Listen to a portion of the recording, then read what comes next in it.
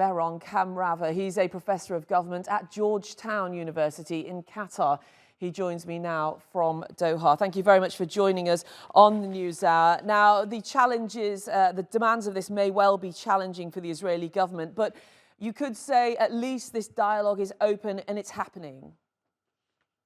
Absolutely. This is a positive step, no doubt, in the right direction. And at least the Americans have gotten once again deeply involved. And there appears to be a genuine desire and indeed concern by Washington to effect some sort of ceasefire, whether permanent or temporary. And when it comes down to it, what do you think the crux of this framework will rest on? Well, the length of the ceasefire is something that is definitely subject to different interpretations. As you just mentioned, Hamas would like a prolonged, if not indefinite, ceasefire, whereas Israel sees that as some sort of military and strategic setback. Israel is of the opinion that that would allow Hamas to regroup and once again rebuild its forces. So whether or not the carnage will stop, and the ethnic cleansing will cease, and for how long, I think is really the crux of the negotiations. In reality, is this likely to be a much longer, drawn-out process than maybe people are hoping for? No doubt. As you can imagine, there's a lot of almost intractable issues that need to be hashed out, need to be worked out.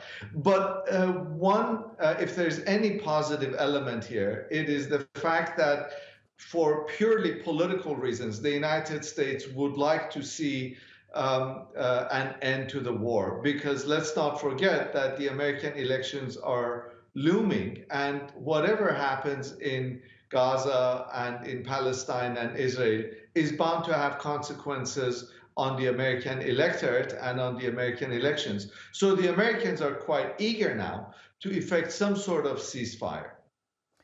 For people in Gaza to even imagine that agreement can be reached now, to think of the reconstruction that will be involved after all of this, is surely immeasurable.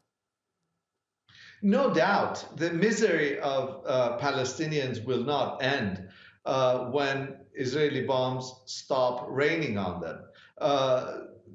We are looking at more than 27,000 deaths.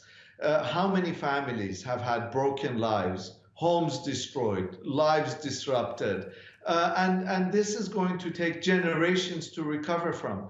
I'm afraid we're at a very critical moment in Palestinian history, very similar to 1967, 1973, and before that, 1948, when we are seeing once again a mass depopulation and displacement of Palestinians, and this is not something that can be recovered from within a year or two.